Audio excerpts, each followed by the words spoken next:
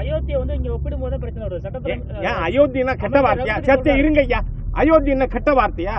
நீதிமன்றம் தொல்லியல் துறை அந்த அயோத்தியில் இருக்கிற இருந்த அந்த மாஸ்கை சுற்றி அகழ்வாராய்ச்சி நடத்தி அவங்க ஆமாம் மொத்தம் அந்த 5 ஜட்ஜில் 4 பேர் கோவிலை இடித்து கட்டப்பட்டு இருக்கிறதுன்னு தீர்ப்பு கொடுத்திருக்காங்க.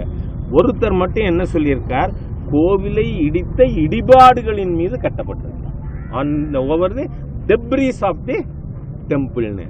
அப்படி இருக்கிறத அயோத்தி என்ன கெட்ட வார்த்தை? ஆமா, அயோத்திக்கு இந்துக்களோட உரிமைங்க, அதை கேட்க அறிவாலயம் யாருன்னு கேட்கிறேன். அயோத்தி கெட்ட வார்த்தைன்னு சொல்லல, அது மாதிரியான நிகழ்வு தமிழ்நாட்டுல வந்தா என்ன தப்பு? வந்தா கலவரம் ஏன் வருதுங்க? நான் சொல்றேன், இந்த பேசிக் அடிப்படை நீங்க பாருங்க, அங்க நீங்க முஸ்லிம்ஸ் அப்ஜெக்ட் பண்ணிருந்தா இல்ல, முஸ்லிம் நீங்க சொல்லக்கூடாது, பீப்புளே அப்ஜெக்ட் பண்ணல, யாருமே பண்ணல. ஆனால் அப்ப அப்ஜெக்ட் பண்ற திமுக ஸ்டாலின் தான் ஹிந்து விரோதி, நீங்க தான் அப்ஜெக்ட் பண்றீங்க. நான் சொல்றேன், ஹிந்து சமய அறநிலைத்துறை it has to be abolished. ஏன்னா ஹிந்து விரோதத்துறை அது, கோவில்களை கொள்ளையடிப்பவர்கள். நான் அதுக்கு வந்து உதாரணமே சொல்றேன். நான் திருச்செந்தூர் முருகன் கோவிலுக்கு அடிக்கடி போவேன். இப்போ மாண்புமிகு உள்துறை அமைச்சர் அமித்ஷாஜி வந்திருந்த அன்னைக்கு மறுநாள் திருச்செந்தூருக்கு போனேன். அங்க 300 கோடி ரூபாய்க்கு திருப்பணி நடந்திருக்கு.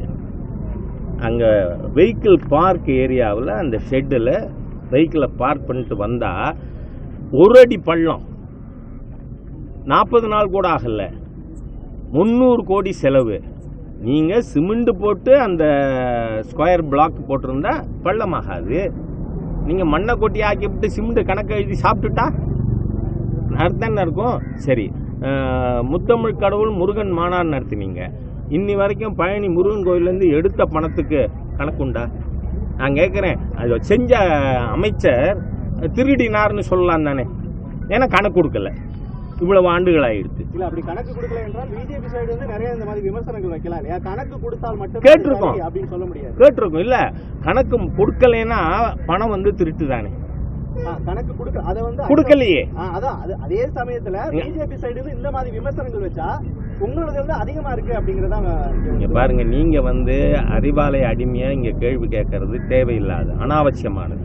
அதனால you restrict yourself to what I who are you to represent the people? என்ன சார் மீடியாவுக்கு என்ன வேண்டியிருக்கு? நான் கேட்கறேன், வந்து இப்போ நடந்திருக்கிற பல ஜட்ஜ்மெண்ட் விரோதமானது.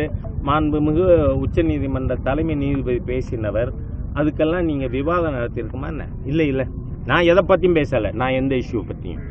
ஆனா you are always partial, anti Hindu, அந்த மாதிரியா இருக்கக்கூடிய மீடியாக்கள். திமுகனாலே ஆன்டி இந்தியன் அப்படிங்கிற ஒரு டிஎம்கே ஆன்டி ஹிந்து தான்.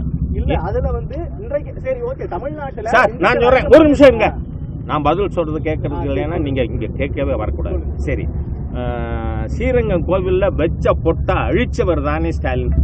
அப்ப ஹிந்து விரோதி தானே? பொட்டா அழிச்சதே ஹிந்துக்களை அவமானப்படுத்ததானே?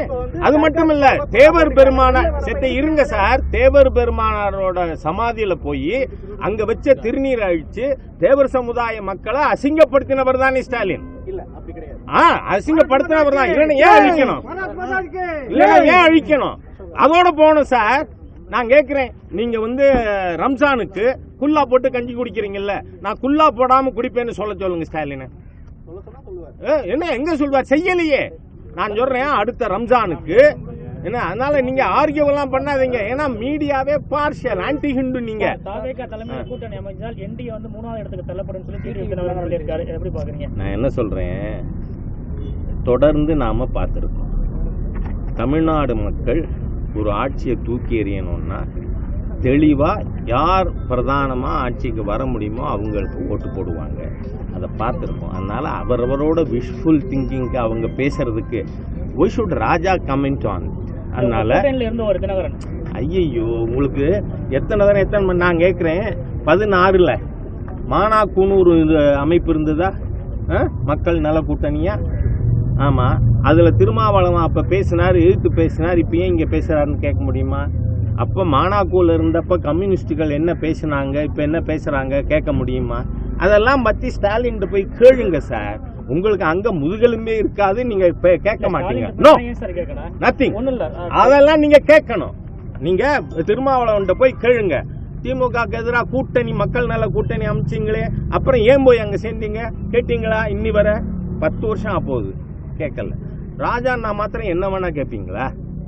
அதனால இதெல்லாம் நீங்க கேட்க தேவையில்லை. இந்த ஹிந்து விரோத தீய ஸ்டாலின் அரசு, கருணாநிதியின் குடும்ப ஆட்சி, பீகார்ல லல்லு குடும்ப ஆட்சி தூக்கி எறியப்பட்டதை போல கருணாநிதியின் குடும்ப ஆட்சி தமிழகத்தில் தூக்கி எறியப்பட்டது.